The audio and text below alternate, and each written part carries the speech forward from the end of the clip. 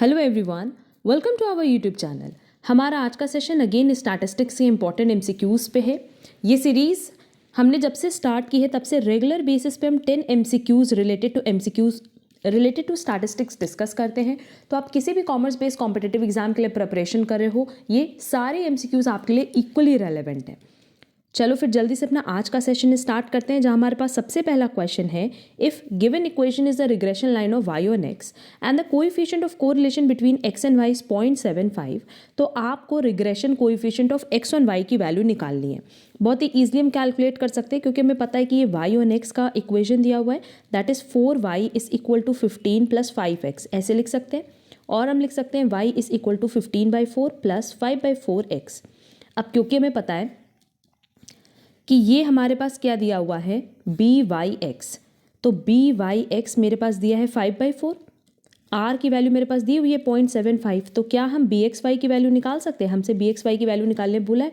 बहुत ही ईजिली हम इसको कैलकुलेट कर सकते हैं, क्योंकि r का एक फॉर्मूला है √bxy मल्टीप्लाई बाय by(x). मेरे पास by(x) दिया है, r दिया है, तो जो मेरे पास रिमेनिंग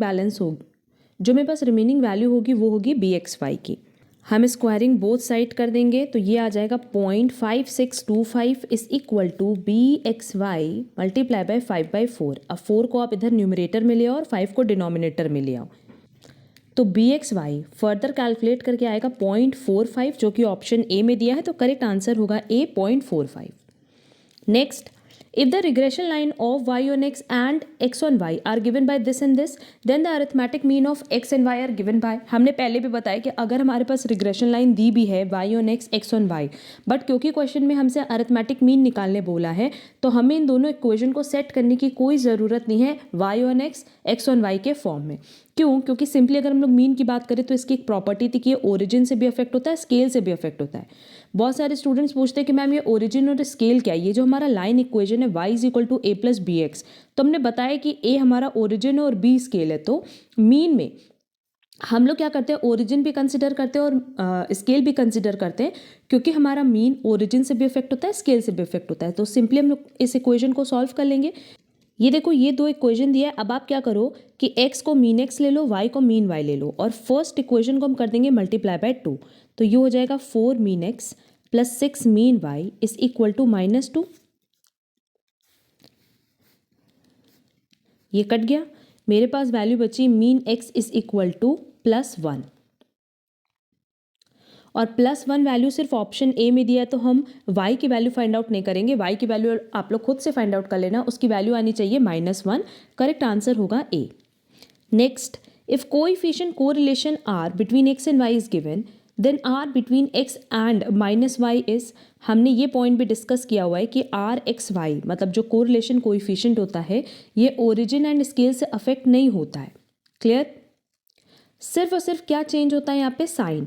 और क्योंकि हमारे पास जो वैल्यू थी वो x और y की थी 0.5, अब हमसे पूछ रहा है x माइनस वाई की, तो नो डाउट ये माइनस वैल्यू हो जाएगी, दैट इज -0.5 हो जाएगा। करेक्ट आंसर होगा सी।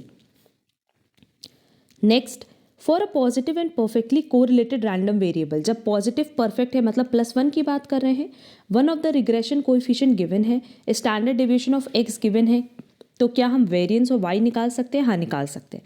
अब क्योंकि क्वेश्चन साइलेंट है, तो आप ये मान लो कि ये bxy दिया हुआ है 1.4, हम अज्यूम कर रहे हैं सिर्फ। स्टैंडर्ड डेविएशन x दिया है 2, स्टैंडर्ड डेविएशन y हमें निकालना है, और हमारे पास r कितना दिया हुआ है, +1।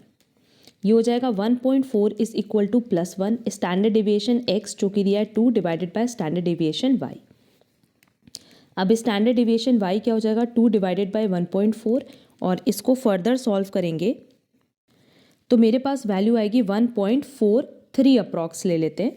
अब क्वेश्चन में हमें स्टैंडर्ड डेविएशन y नहीं चाहिए, हमें इसका स्क्वायर चाहिए, तो 1.43 मल्टीप्लाई बाय 1.43 करोगे तो अप्रॉक्स आंसर हमारा आएगा standard deviation variance of y का 2.0449, जिसको हम कह सकते हैं अप्रॉक्स 2.37। क्लियर? अच्छा, हमने यहाँ पे ये अज्यूम किया था कि ये bxy दिया है, आप byx भी अज्यूम कर सकते हो और चेक कर सकते हो कि हमारा आंसर क्या आएगा।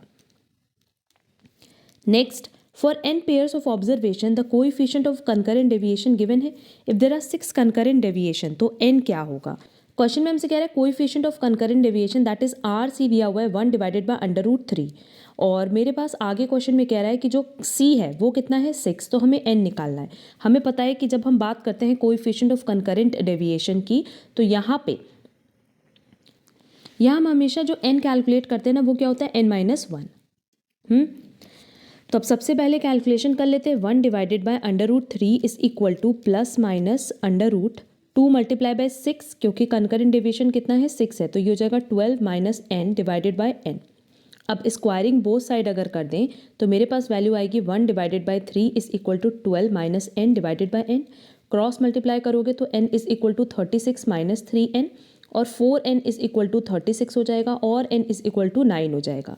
अब ये जो हम नंबर ऑफ ऑब्जर्वेशन लेते हैं ये हमेशा एक कम लेते हैं, तो नो डाउट अगर हम नंबर ऑफ ऑब्जर्वेशन निकालें तो कितना आएगा 10।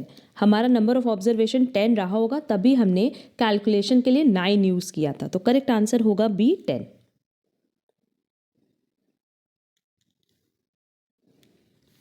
Next, consumer price index number goes up from 100 to 200 and salary of a worker is also raised from 300 to 500। तो रियल वेज कितना होगा?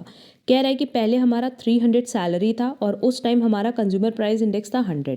अब अगर कंज्यूमर प्राइस इंडेक्स 200 गया तो मेरी सैलरी कितनी होनी चाहिए थी 600, पर हुई कितनी ओनली 500। तो क्वेश्चन में हमसे कह रहा है कि रियल वेज आपको कितना मिलना चाहिए 600 मिलना चाहिए, तो करेक्ट आंसर होगा C. Next, the circular test is also known as, अब सर्कुलर टेस्ट की बात करें तो P01 multiply by P12 multiply by P20 is equal to 1 होगा जो कि ऑप्शन ए में दिया है, तो करेक्ट आंसर होगा A. Next, in the data group Bowley's and Laspeyres index number is as follows. तो पैशेस क्या होगा? अब बाउलेज का फॉर्मूला क्या है लैस्प्रेस प्लस पैशेस डिवाइडेड बाय 2। मेरे पास बाउलेज का वैल्यू दिया है 150, लैस्प्रेस का दिया है 180, पैशेस को x ले लो डिवाइडेड बाय 2। बस अब इसको सॉल्व कर लो, 300 minus 180 is equal to x होगा और हम कह सकते हैं करेक्ट आंसर होगा 120। Next, Laspeyres index number is a weighted aggregate method by taking as weight. अब लैस्प्रेस हमेशा वेट लेता है किसको? बेस ईयर को, तो करेक्ट आंसर होगा quantity consumed in the base year. And हमारा आज का लास्ट क्वेश्चन है find the Paasche's index number for the prices from the following.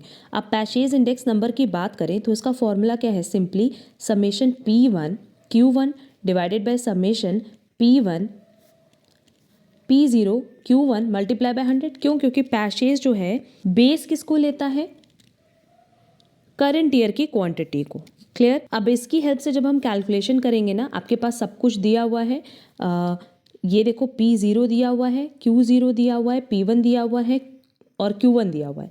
पहले इन दोनों को मल्टीप्लाई करके टोटल कर लेना, फिर P0 Q1 को मल्टीप्लाई करके टोटल कर लेना और क्वेश्चन सॉल्व करने पे वैल्यू आनी चाहिए C 157.26। तो फॉर्मूला मेन है, बाकी कैलकुलेशन आप with the help of calculator कर लेना। ये ओवरऑल हमारे 10 MCQs थे रिलेटेड टू स्टैटिस्टिक्स। अगेन ये बहुत इंपॉर्टेंट MCQs हैं, सबकी प्रैक्टिस अच्छे से कर लेना और अगर कहीं पे भी कोई डाउट होगा तो आप कमेंट बॉक्स में कमेंट करके पूछ सकते हो। हमने टेलीग्राम की भी लिंक दी हुई है, व्हाट्सएप की भी लिंक दी हुई है, वहाँ पे भी आप हमसे डायरेक्टली कनेक्ट कर सकते हो। आज की क्लास की PDF आपको हमारे टेलीग्राम चैनल पे मिल जाएगी। अगर आपको आज का क्लास यूजफुल लगा है तो वीडियो को लाइक कमेंट शेयर ज़रूर करना। अब हम लोग मिलेंगे हमारी नेक्स्ट क्लास में। आज के लिए बस इतना। Thank you so much.